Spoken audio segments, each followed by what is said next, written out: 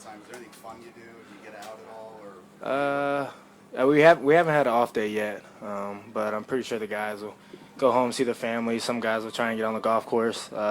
These 3 days are kind of pretty easy, just trying to get the body moving, get guys, feeling right, and then next couple of weeks we're going to be amping it up here. So I'm pretty sure this off day will probably be the most productive for guys. We've heard a lot from people over the past months in the spring mentioning how much your ankle injury really did affect you last season, and all the way to the end.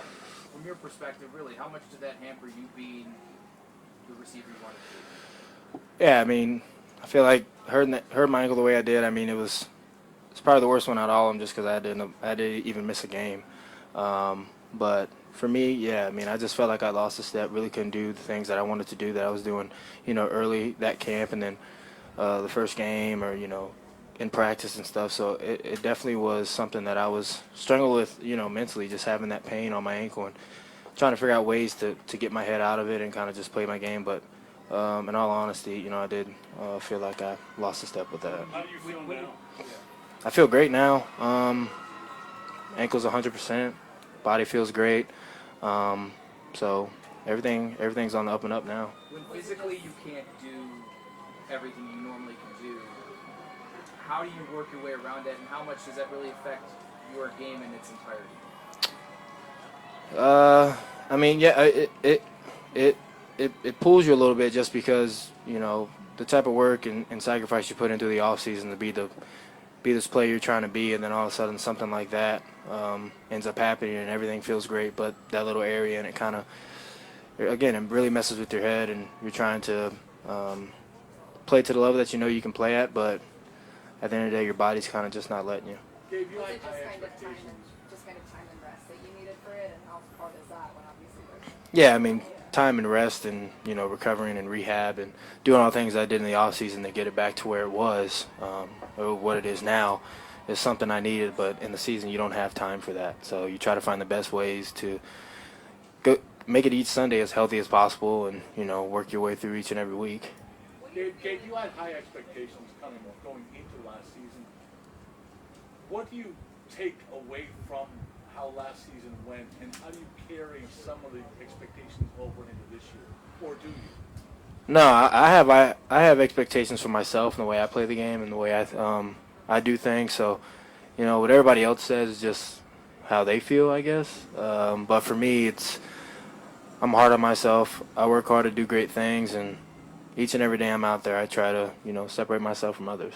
So knowing you couldn't meet the numbers because you were hampered with your ankle, how do you approach this year?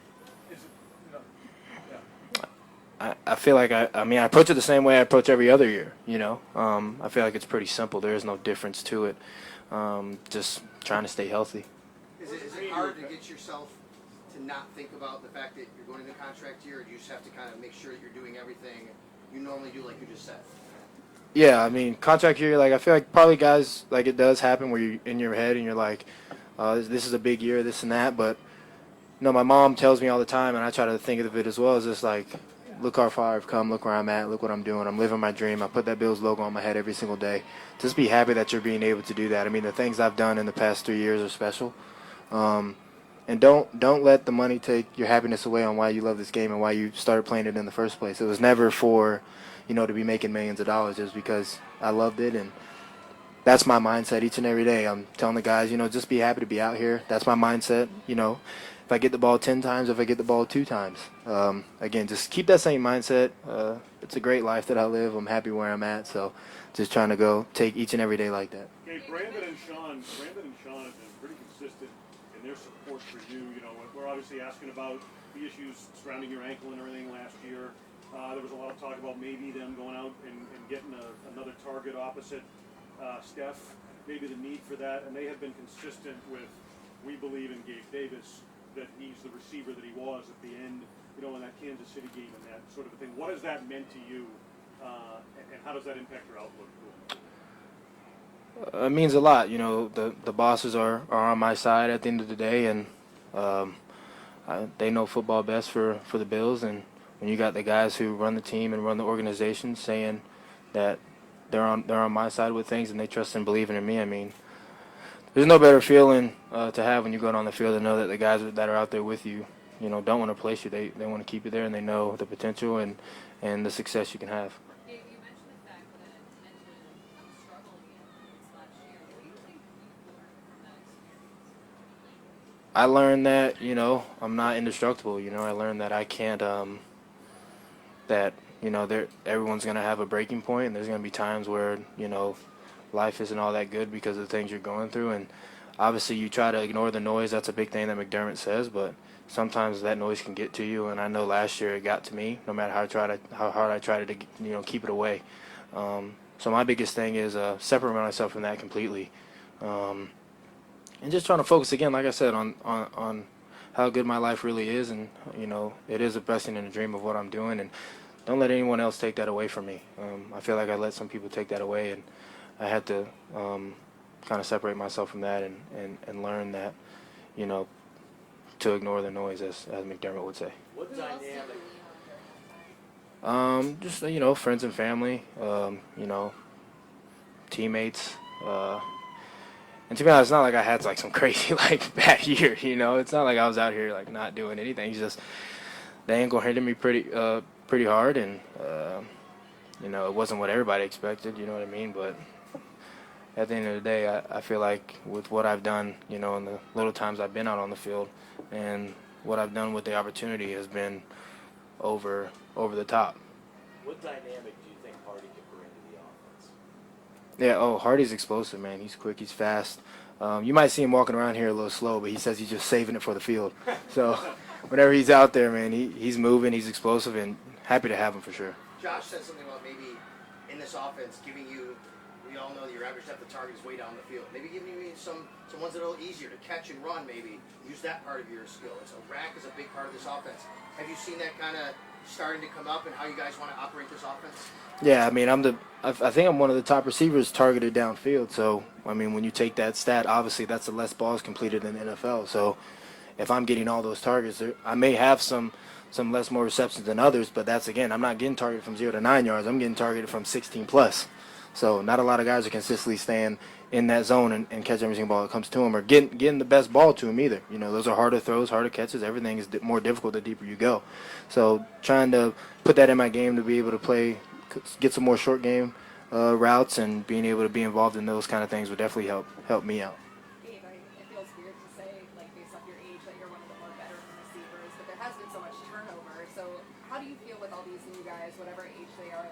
Are you taking on more of a leadership role of bringing guys in, or what has that been like when just you have had so much experience in this offense? Yeah, I mean, going on my fourth year, a lot of the new guys coming in, I feel that they do. I am one of the guys that they look up to and try to model their game after, the way they handle themselves, on the field and off. So definitely been taking that role. OTAs was a good opportunity for me to be able to take the role as soon as I meet these guys to kind of show them how we roll around here and do things.